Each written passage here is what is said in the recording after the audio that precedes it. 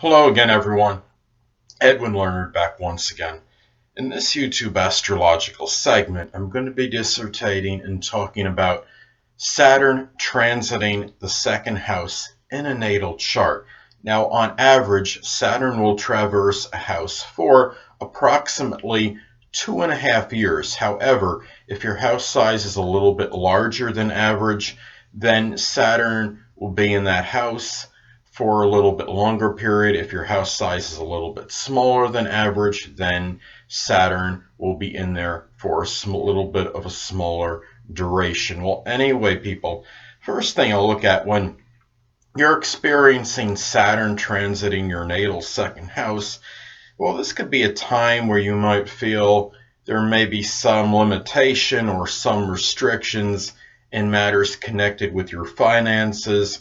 Your self-esteem and self-worth might feel like it's diminished to some degree. This could be a time, even if you are an affluent person and you're really doing well from a financial or economical standpoint, there might be some despondency connected over finances. This might be a time where you might still feel maybe somewhat apprehensive, and maybe there might be some worry regarding your current financial situation. This might be a time where you might curtail extravagant spending, and you might go on a little bit more of a tighter budget than usual. You might make some cutbacks on things and really start looking at for example, some of the store brand items instead of the fancy name brand items as an example. It could be more about disciplined spending and not spending on superfluous or frivolous items. This could be a time where you might feel like you actually may have to work harder than usual and work more laboriously than usual. It might be a time, for example, where maybe you have to take on another job, another part-time job, perhaps in order to make ends meet. I think Saturn is kind of like that eye opener, and it kind of makes you cognizant of where you are. And it could be that when Saturn transits one's second house, it gives structure to their financial situation.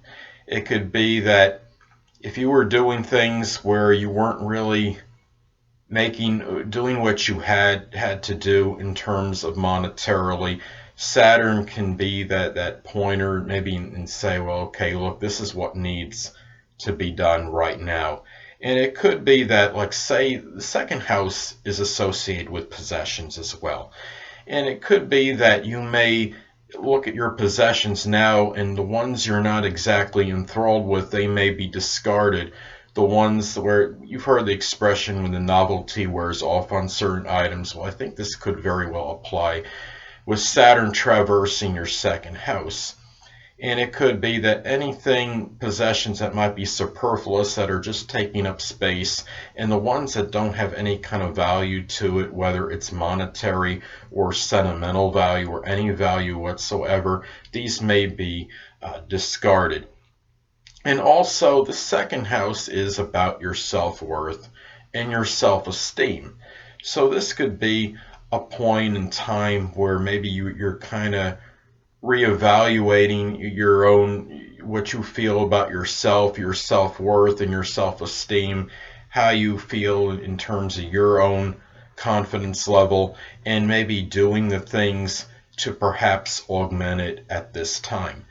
This could be a period where, okay, Saturn transiting the second house doesn't necessarily mean you're going to lose money during this time. However, you may actually make a little money, but it could be a very methodical and systematic and drawn out process. It could be like that slow and steady progress. Keep in mind that the second house does correspond with the sign Taurus, so you can understand this. And really, this could be a thing also. Saturn can be associated with the father.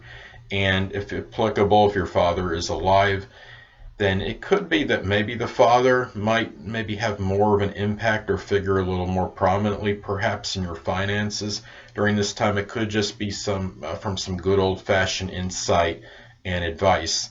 It could be that maybe mentors may be assisting you at this time as far as financial guidance.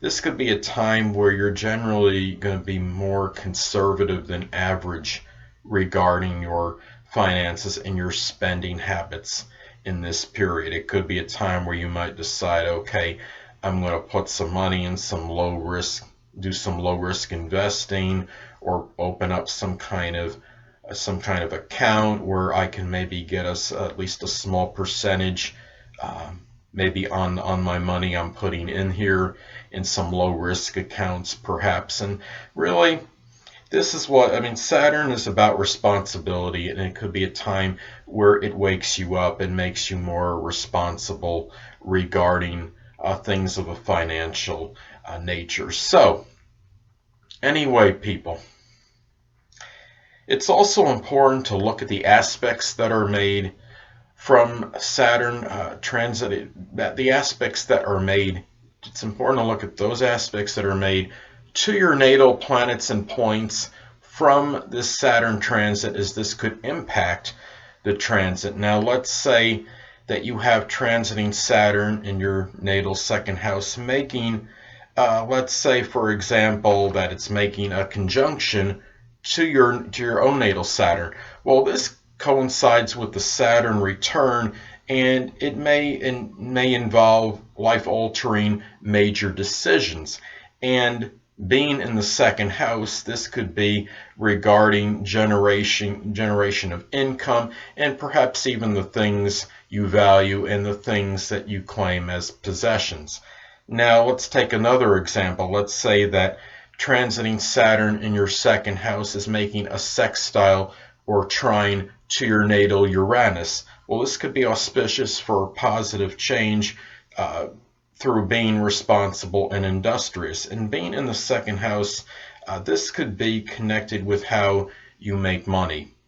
And perhaps with Uranus involved, it might even be something maybe eclectic or innovative, or it's just something different in general. So anyway, people, that'll conclude this YouTube astrological segment for Saturn transiting the second house in a natal chart.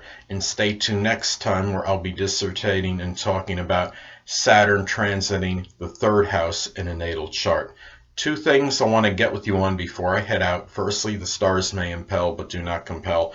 And secondly, never isolate any single astrological element, aspect, planetary placement, position, configuration, influence, or what have you, and make an analysis of a person, astrologically speaking, based on this alone, because astrologically speaking, the person is the sum of all their components in their natal chart and not just one. Until next time, people, stay well.